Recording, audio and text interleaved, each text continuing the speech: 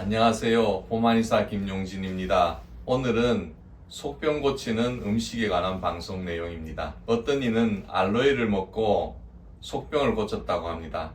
그런데 어떤 이는 알로에가 위장에 좋다는 말만 믿고 장복을 했다가 속병을 고치기는커녕 위에 천공이 생겨 응급실에 간 이가 있습니다. 새댁이 해독 주스가 몸에 좋다는 말을 믿고 해독 주스를 먹고는 속도 편해지고 변비도 해결되고 얼굴도 뽀사시해졌다고 좋아서 새신랑한테 권했지요. 그런데 웬걸 새신랑은 해독 주스를 장복했다가 속도 부글거리고 가스도 차고 설사를 한다고 투덜거립니다. 드라마에 나온 멋진 대사 한마디, 그리고 쇼프로에 나온 의사의 말 한마디에 세상은 온통 그 건강기능식품으로 도배가 되는 세상에 살고 있습니다.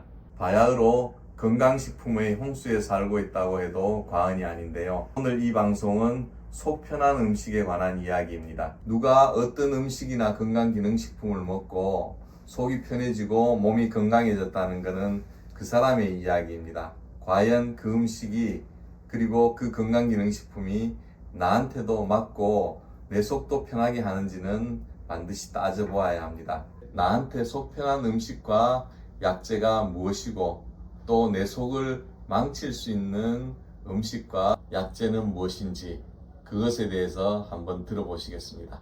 소화장애도 이 건강한의사에서 자주 나오는 어떤 당 질문이 많은 질환 영역 중에 하나인데요.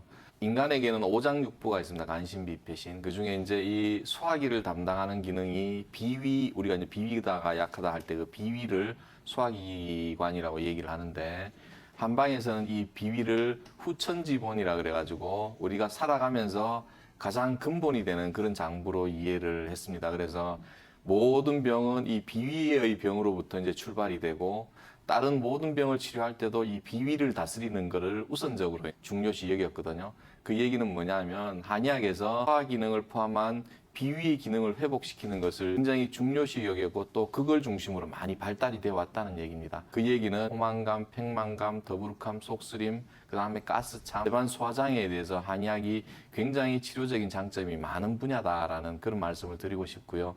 그래서 일반인들이 이런 소화장애가 있을 때는 일단 제일 먼저 하는 게 손쉽게 이제 가까운 약국 가가지고 이 소화제를 사서 먹죠. 그리고 이게 반복이 되면 또 사서 먹고. 근데 시중에서 사 먹는 이 소화제가 대부분 계산제 위주로 구성이 되어 있기 때문에 이거는 처음에 소화장애가 생겼을 때 당장에 반짝하는 효과는 있을지 몰라도 반복되는 사용은 기능을 무력화시키는 그런 역할들을 하게 됩니다. 그래서 이런 어떤 만성적인 소화장애들은 비위를 근본적으로 다스리고 튼튼하게 만들어주는 그런 치료를 하시는 게 굉장히 좋고요. 추가적으로 인간 요법에 대해서 체질별로 많은 차이가 있다라는 걸 말씀을 드리려고 합니다. 예를 들어서 이제 한간에 그 모 방송에 어떤 양방 의사분이 나와가지고 했던 것 중에 해독 주스라는 게 있습니다. 브로콜리, 당근, 토마토, 양배추.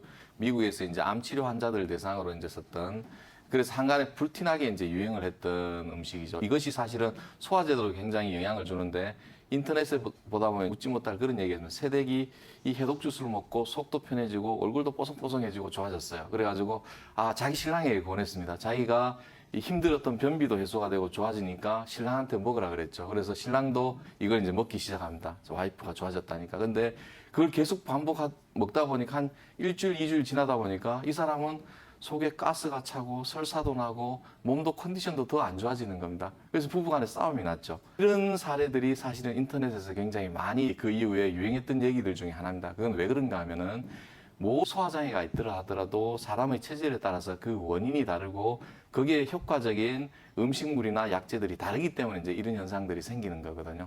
이런 해독 주스 같은 것들은 사실은 소양이나 태양인들의 위에 열을 꺼주면서 소화장애를 치료하는데 굉장히 좋은 약입니다. 저도 이제 이 환자들을 관리하면서 많이 권하는 약재 중에 하나고요. 근데 이러한 해독 주스가 이 속이 냉한 어민들이나 태어민들이나 소민들이 먹으면 아까 그 신랑처럼 그런 속이 더부룩하거나 이런 현상들이 이제 생길 수가 있는 겁니다.